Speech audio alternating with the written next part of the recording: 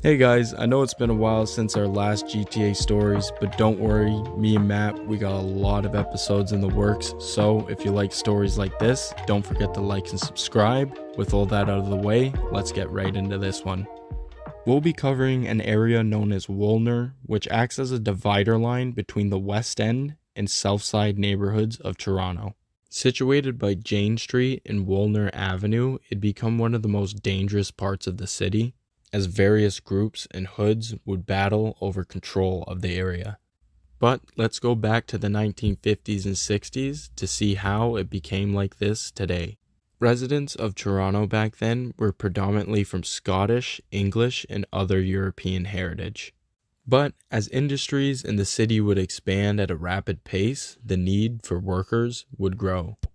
Canada would open its borders to many groups of people who, prior to this point, would have trouble coming to Canada because there were anti-immigration laws that made it harder for non-Europeans to gain access into the country.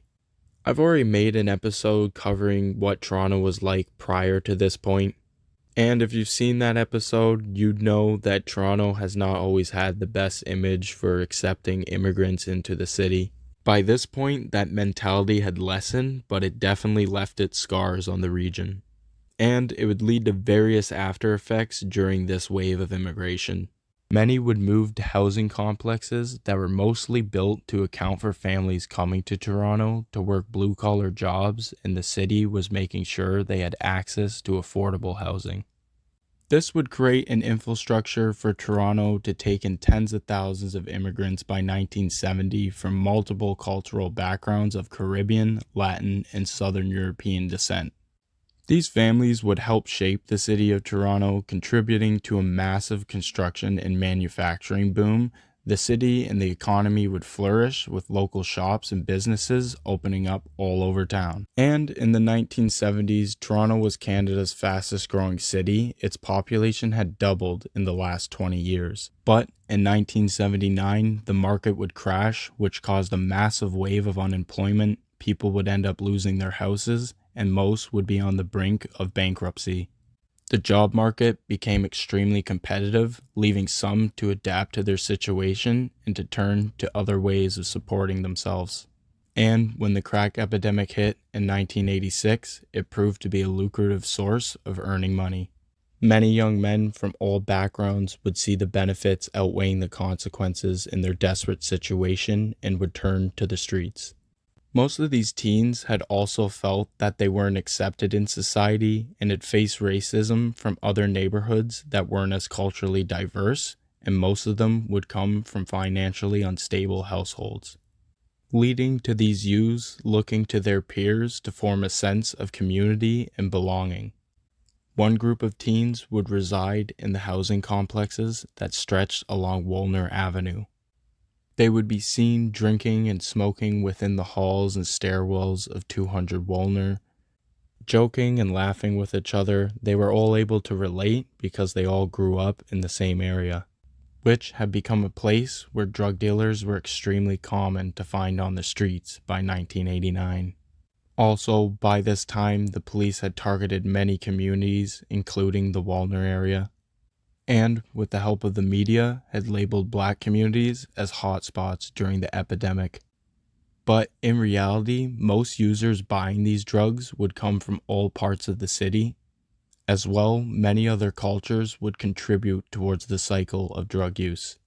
The police and the media had a convenient way of simplifying the problem for the vast majority, leading to various effects. In 1990, the city had seen numerous street gangs forming under ideologies that would help spread their influence in the street. And, in return, more kids would end up looking up to them. This would increase their strength in numbers. Then, in 1992, the Yonge Street Riot would occur. It started out as a peaceful protest against police brutality. With 2 weeks before the standoff, an off-duty officer shot Raymond Constantine Lawrence in the middle of the street when he suspected him of selling drugs. At this time, he was the 14th black man to be shot since 1980 and the 4th to be killed by the Toronto Police Department. The Somalian Civil War had also been raging, and Canada would be involved in humanitarian operations during the conflict, taking in 62,000 refugees. But in 1993, disturbing war crimes would be committed by the 1st Canadian Airborne Regiment, with multiple instances of wounding civilians while distributing food and medical rations. During one instance, while they were being overwhelmed by the civilian population, they had fired off warning shots. As a result, the civilians became more hostile, and in return, the paratroopers had fired multiple rounds into the crowd. They had aimed at their legs, and multiple people were wounded. One man within the unit, who had hateful tattoos that depicted swastikas and Nazi SS bolts, would be involved in the murder and torture of a 16-year-old.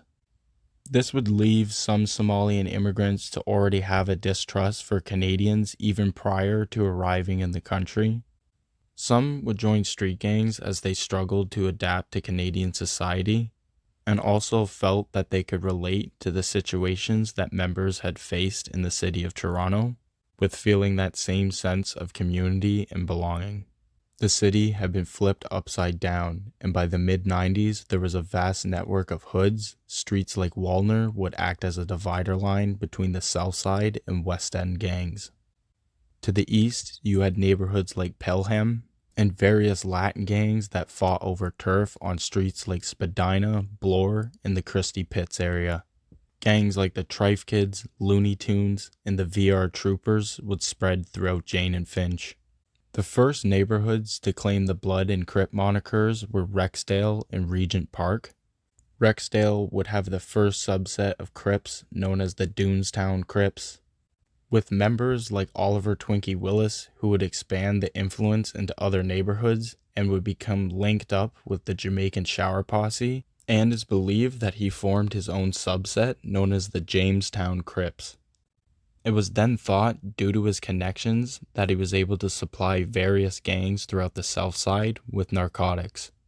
The area of Regent Park would have a subset known as the Regent Park Bloods, and would expand their operations throughout Toronto in a very similar fashion.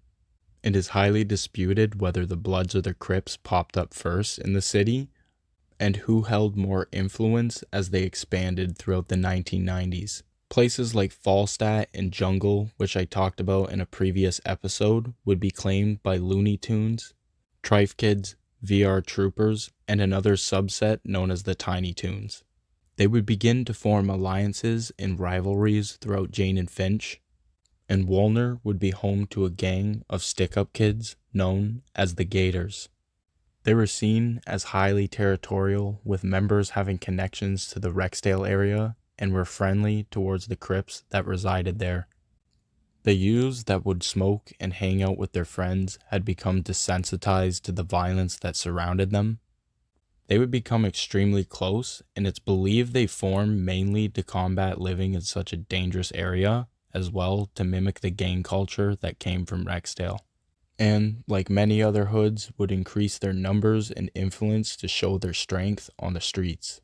Members were seen wearing camouflage, as well would sport a bright green bandana, and would also show their affiliation by wearing green or Gators brand clothing, which is assumed to represent their roots coming from the green high-rise buildings of 200 Woolner. Younger members would associate the color with making money and would refer to the gang as the Green Team, and usually sport a white or a black bandana to remain more low-key. They hadn't gained much attention even up into the 2000s, when the media had been printing articles of a surge of gangs due to the rise of Bloods and Crips in Canada. A Gators member known as Wagga during the late 90s had detailed them ripping off other gangs in the area, with them hitting rival crack houses majority of the time, resulting in shootouts. Wagga and numerous other members had been linked and charged with selling narcotics and firearms, and had apparently expanded their operations into other parts of the city, most predominantly the Black Creek area. Many original members had either given up a life of crime or had been locked up, with one notable situation occurring in 2009 when 3 suspected Gator members had been arrested in a raid at an apartment in Don Mills and Ellington Avenue. The police seized $10,000 in cash, a small stash of crack cocaine, and numerous firearms hidden throughout the apartment. They also had 2 full-grown pit bulls and an aquarium containing a 3-foot alligator. The police suspect that there are a few original Gators members that remain to supply the younger generation with guns and drugs, with the older members migrating to the suburbs as they grew tired of the street politics. Majority of the new members were born into the life and would refer to themselves as Junior Gators or the Green Team. They were even more confrontational than the older members and considered themselves to be second-generation gangsters that would continue causing havoc in the streets of Toronto. The Gators would be linked to numerous homicides, and Woolner would become a bloody battleground, as the Junior Gators had mostly claimed the neighborhood of Black Creek now. In return, Jane and Woolner Avenue would become a no-man's land for gangs to wage war. The streets had become very dangerous at this point. Wearing the wrong color even in your own neighborhood could prove to be a fatal mistake. Colors like green, red, and blue representing a warning to rival gangs that they had crossed over to the wrong part of town.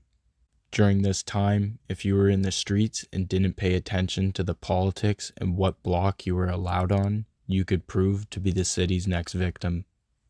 In 2008, over a period of 2 days, Toronto had seen 9 unrelated shootings and stabbings, leaving 1 dead. The Junior Gators had become more influential throughout other areas in York, and with older members out of the picture, this left other gangs to claim the territory of Woolner Avenue.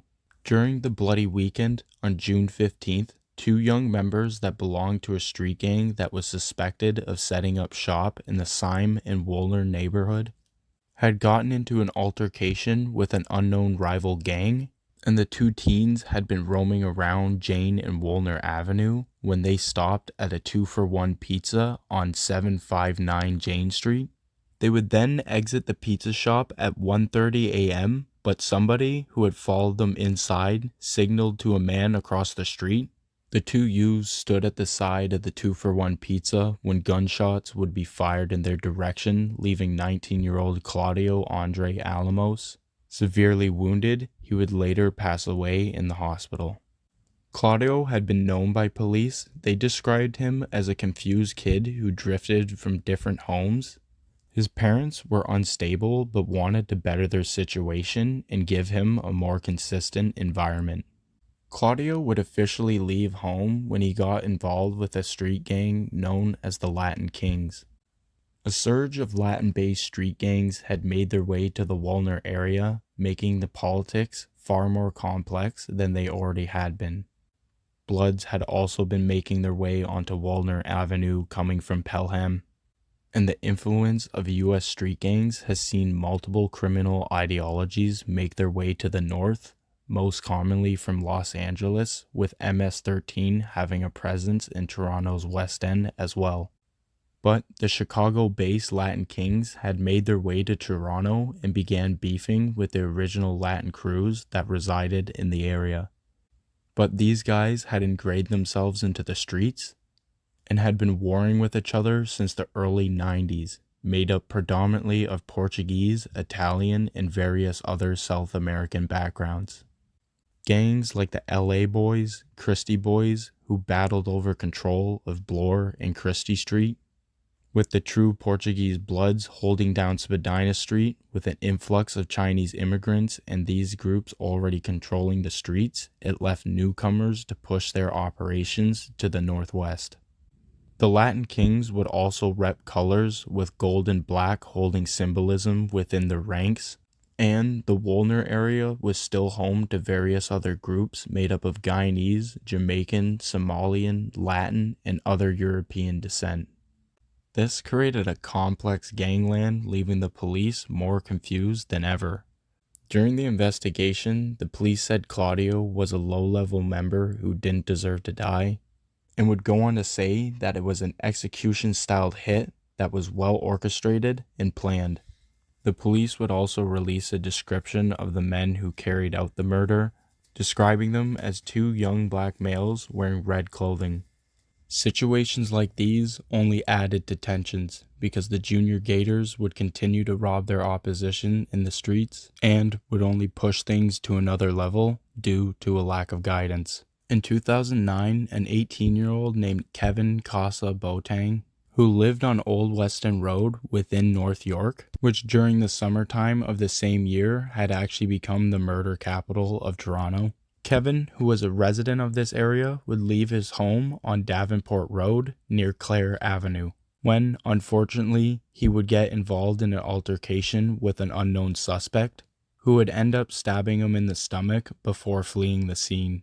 His friends and family described him as a good kid, but the police believe Kevin was a member of the Junior Gators, and possibly had been killed during a surge of violence that was occurring in the area, with two other teens, 14-year-old Adrian Johnson and 18-year-old Jarvis St. Remy.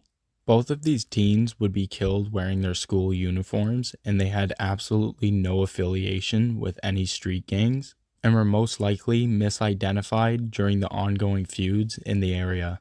There had been a total of 6 homicides around this area of Davenport Road in 2009. With majority of the victims having little to no affiliation with street gangs. Kevin Boateng unfortunately would be slandered in the media, making him out to be a well-known gang member of the Gators, when in reality he was just another confused kid, and was too young to pay these type of consequences, being only 18 years old. His mother would deny all the allegations, painting him out in this light, and regardless, she said he'll be greatly missed. The homicides would continue to rack up, and by 2010, the Junior Gators were suspected of being involved in numerous homicides throughout the city's most notorious blocks. One occurring in an apartment above DJ Records and Clothing on 2508 Ellington Avenue near West Keel Street. Devontae Prosper, a 15-year-old known to his friends as Bugsy, had allegedly began beefing with another local teen named Sharon Thomas. 2 weeks would pass and the tensions would only escalate.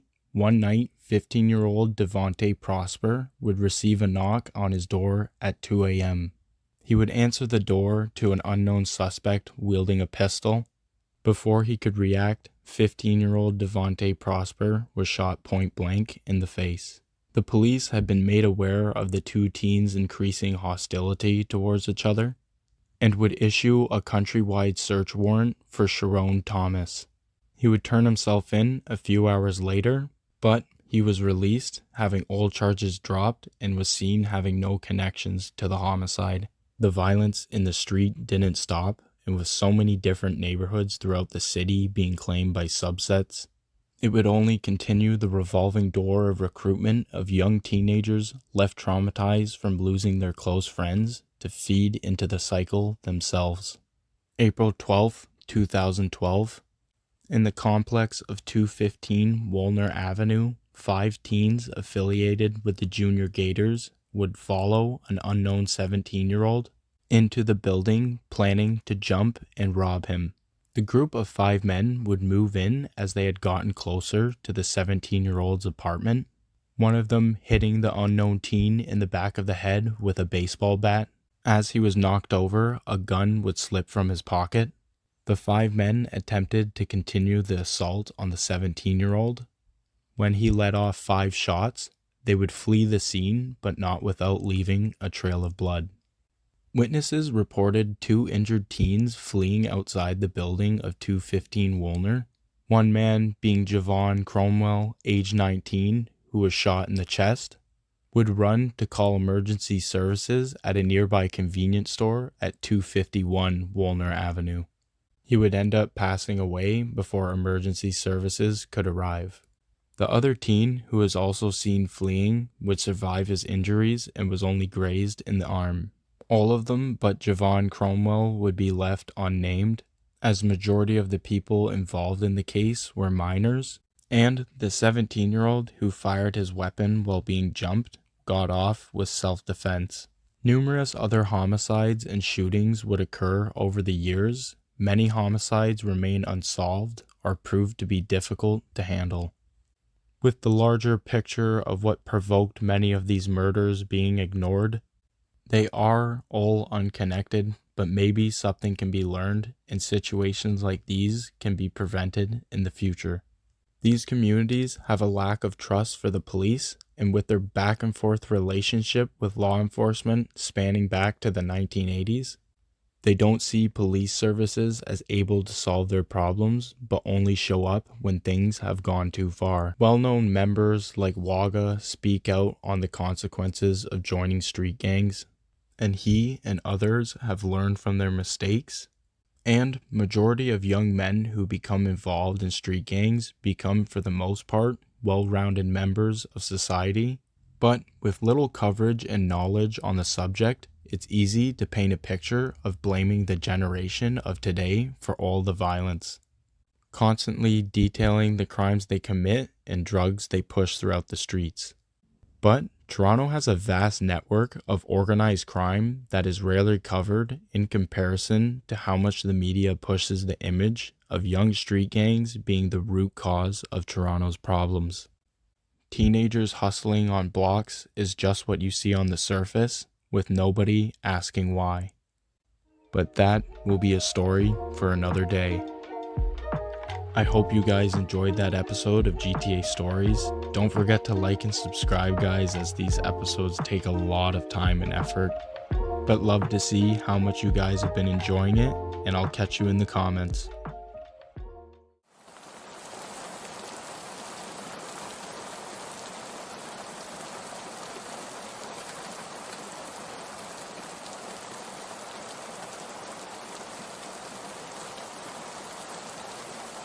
G's up, Black Creek all day, Jane and Will know what the fuck's up. You know what I'm saying? Black Creek, here holding it down. Real Toronto, we going worldwide in this shit.